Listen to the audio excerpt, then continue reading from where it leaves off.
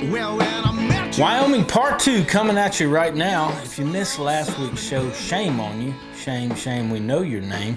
What you missed was a lot of doe killing, a really nice buck getting killed at the end of the show by my good friend, Justin Martin. What about that, Hal? Ooh, it's getting it going down in that canyon, son. And we gave you a general overall history of Wyoming and 7J Outfitters and why we love to be there. We got all kind of stuff coming up on the show today. We got some red arrows, we got some blood trails, we got backstraps, we got good times back at camp. I had a hawk take one of my eyes out, but I shot at him anyway. And we're hunting down a monster buck. We're on the search of a giant buck with some big antlers on his head. Cancel Christmas, baby. We're going to get the general and pick that big boy up. He's dead right there. Now, last week on the show, I was the only redneck in camp that went out and bought doe tags before I even went hunting. And I think I shamed some of these boys. They saw what a true redneck was supposed to do. You're supposed to go out there and bring meat home, son. That's what it's all about. They saw me having so much fun bringing in backstraps, killing does, that they went out and they bought them some doe tags. So my one buddy, Sean, from down in Georgia, a friend of all of us here at Realtree, he goes out and proves us proud. He did Georgia proud in whacking down one of these Wyoming does. All right, man, it's day 4. 7J Outfitters in Wyoming. I've been close. I've actually missed one already. I've seen my first elk, my first mule deer. I can't say enough about this place. It's crazy. But we're gonna make it happen tonight. We're gonna fill the back of the truck up tonight, one way or another. One way or another. That's South Georgia right there. Yeah, baby.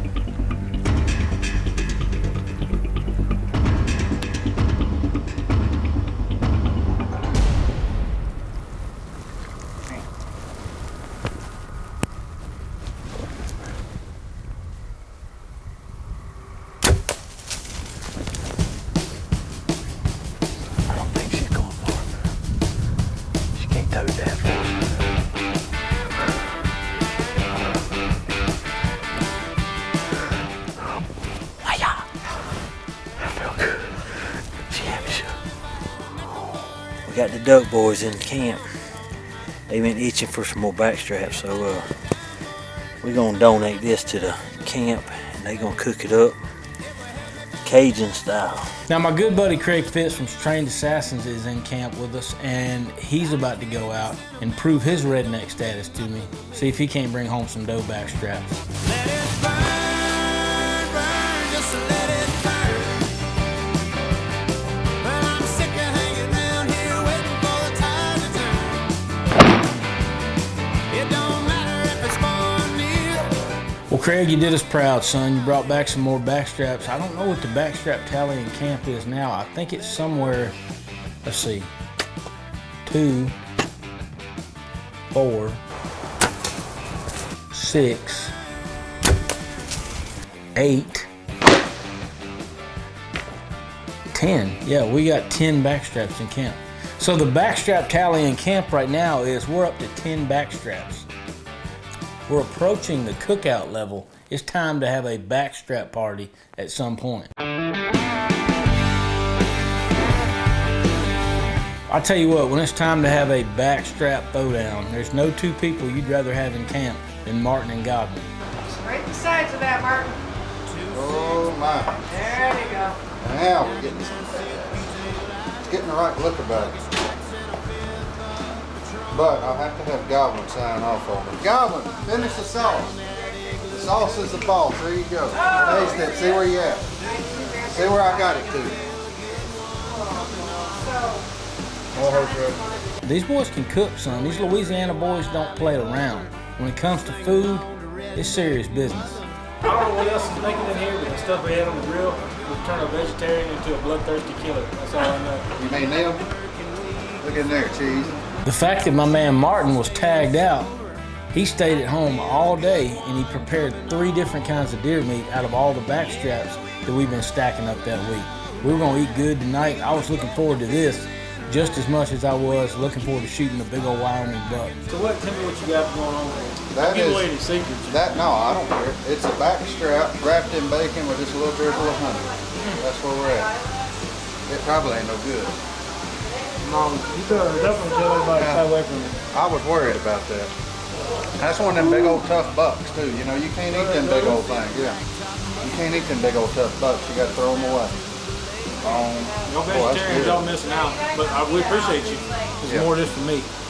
And we're saving y'all's meal one at a time. Look, we're saving y'all's alfalfa. Y'all ain't got there chill on some hay, go get it. The best deer meat that I've ever eaten in my entire life. 3 kinds of deer meat. We had some smoked inside tenderloin. We had some fried back straps. We had some London broil style back straps that were just phenomenal. It's making my mouth water just talking about it. So we're having to ration these. It's kind of hard. I'm not exactly sure how many I'm supposed to take. I just grab 5 and say that was 1. This meal would just transcends all of anything that I could explain to you. It would make Nancy Pelosi believe in the Second Amendment. This meal cannot be described. It was amazing. You know, my main man Craig goes out this evening. They feel like they've got the bead on some good bucks moving through this area, and it ain't long before he gets a shot at a pretty good buck. There he is right there coming on the hill.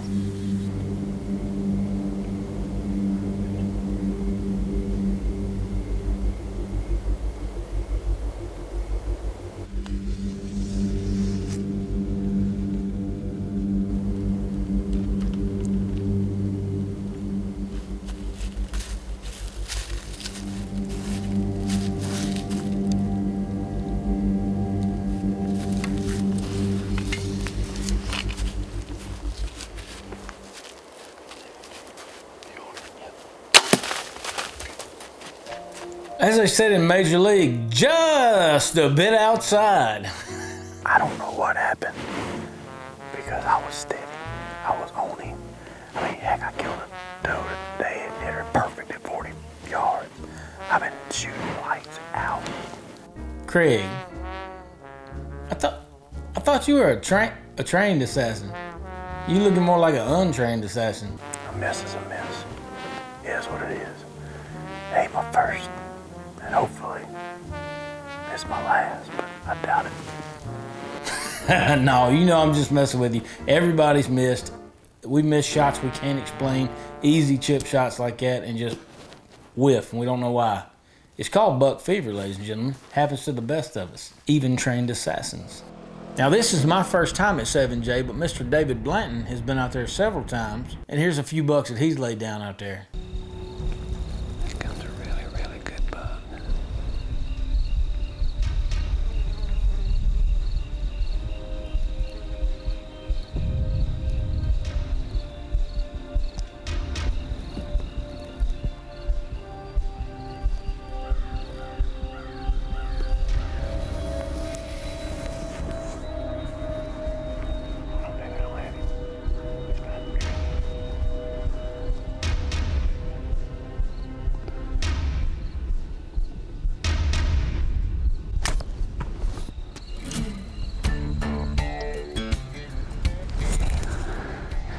He's slightly quartering away. Arrowhead just a touch back, but I think it went up in him. What a deer! Look at that. Good night. Look at this. Woo! Boy, look at that. Is that awesome? This deer is phenomenal.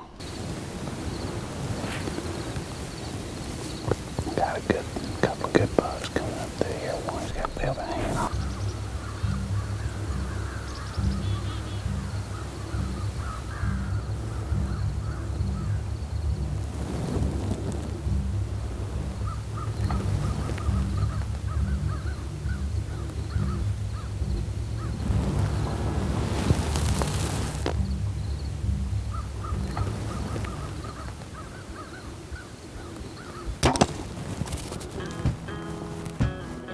great deer, but what I love about that buck more than anything, when I first saw him this morning, he had tons of velvet hanging off.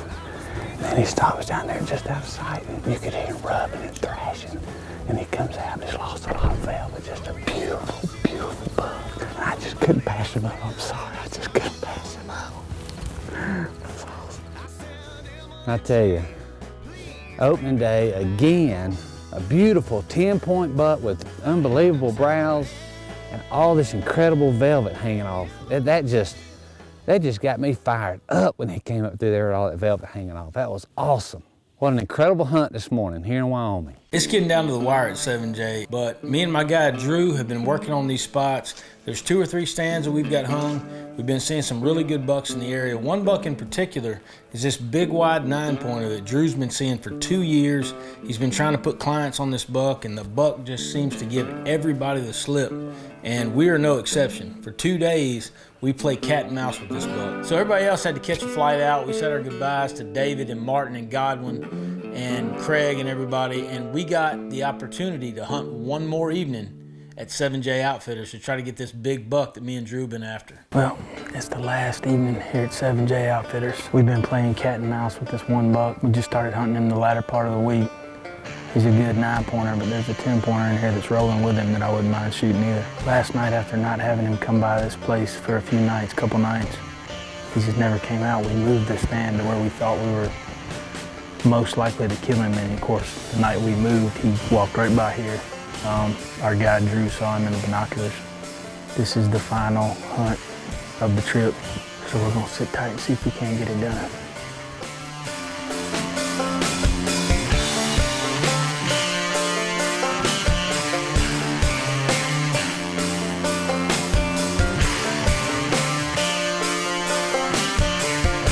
I'm sitting there shaking my head. I had passed on a couple good bucks. There was does trickling by. Everything's starting to settle down for the evening. It looks like the deer have stopped moving, and I'm thinking, man, should I have shot one of those smaller bucks? And then all of a sudden, out walks Big Boy.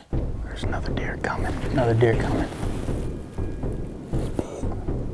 Big body deer.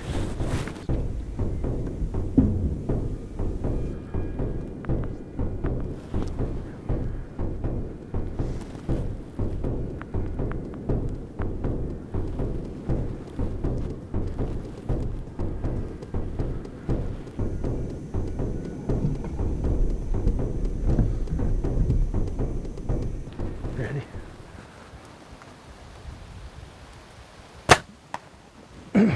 You know she made me rock and roll again. 14 ringing, baby. Yeah, he's dead right there. It looked like a ballistic missile went through this deer. The afflictor broadhead went through this deer so fast, it bounced off the ground behind him and shot up in the air 100 yards. Never saw the arrow again. That's how fast it penetrated. And this deer bled out in a mere just couple of seconds. We killed the 9-pointer. We killed the 9-pointer. I was as happy as one of the members of Florida Georgia Line getting new accessories like a scarf for Christmas when I shot this buck, because we had all hunted so hard and it all came together within the last 30 minutes of light. We're getting some on the last day, son. Get off me, Big Nine. Did you see that? There was a little area, I'm not sure what they call it. I think it's it might be the 12 ring. 12, 33 yards, son. Get you some, Wyoming. What do we do, Chief? Senor Queso. Just killed the big line. Cancel Christmas, baby. We're going to get the general, pick that big boy up. He's dead right there. We skipped the blood trail, but I know he's in here somewhere. I heard him crash right in here. Look right there. Senor Queso. Come here and look at this buck, son. Whew. Oh my goodness. Throw his flashlight down. Can you even believe we killed the big 9? To be holding his rack right now, it just doesn't feel real. It's like a dream come true, because we hunted this deer so hard the last few days, and he kept giving us a slip, and I passed on some bucks that were pretty good bucks, and that's not like me. Usually I really do like shooting anything. He's got a crab claw 9th point right there. He's got super mass G2s, he's wide. He's got it all, man. That is a stud Wyoming buck right there. Out here with 7J, I got to give a big thanks to David Blanton and Bill Jordan and all the guys from Realtree for inviting me out here. I mean, this has been a hunt of a lifetime. I was just so excited to get back and tell Drew about this buck because this buck meant a lot to me, of course, but it meant just as much to my guy, Drew. We got a surprise for you. Bill. Did you get him? No. Him, too. Oh. Him. The 9. All night. We didn't have any service, man. We already filmed the whole recovery and everything. Are you serious? I smoked him at 33 yards. Out of the stand, me and you hung, man. That was a perfect setup, dude. Gosh. We wrapped up our hunt here at 7J. Very successful hunt. We had an amazing time. We get back to the truck that night to pack all our gear, and I see a gigantic bubble out of the side of my sidewall. And I'm thinking, this isn't good. I've got to be in Montana for an elk hunt, and I've got a dangerous bubble on my sidewall of my truck. And we don't know what we're going to do. So I start calling tire places. Long story short, there's no tires of that make and model anywhere, even close, and it's not safe to drive the truck, so we are stuck in Sundance, Wyoming. Finally, we get some good news. I found a place called Custom Auto and Truck that could have my tire there in a day. So we've got only 2 more days in Sundance, Wyoming. We're gonna get my truck fixed. We had to get an early start the next morning because we still had more doe meat to put in the back of the Ram pickup truck. We're set up on the water tank again, and it's a little bit of a windy day out here, but at least the wind's blowing in the right direction, away from the water. I mean, it's hot, man. It's still like 80-some degrees, so hopefully these deer will want to come get a drink. I've got a little Tacticam sitting on the fence post down there, just like the one I've got right here on my bow. So the first doe that gets in front of the Tacticam is getting torched. I wanna hear that woman speaking in tongues. Brother, I've been backsliding just a little too long. So when this doe comes strolling into the water hole, am I gonna shoot her? Do the musical stylings of Sam Hunt suck? Absolutely. Living it up when the skies ain't blue. Chasing my tail, a couple other ones too.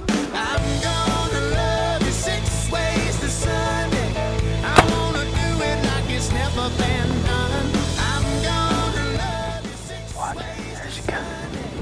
Don't die right there. Falling down the hill right now. Big doe down. Big doe down out here in Wyoming. I bought a bunch of tags and I'm gonna fill them all. Don't tell it, hey, don't bring a redneck out here to Wyoming and tell him he can buy 4 doe tags. Because we couldn't fill them. Like Roscoe P. Coltrane said. I love it, I love it. What a tremendous hunt we had out in Wyoming.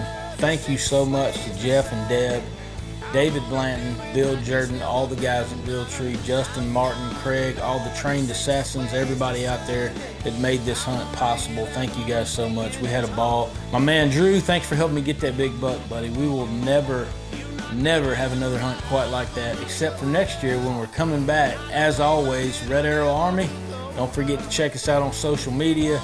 You guys go on our website, pick up some Red Arrow swag, show your love. Show that you love killing stuff with your bow and arrow and you're unapologetic about it. We love all y'all guys, and we'll see you next week.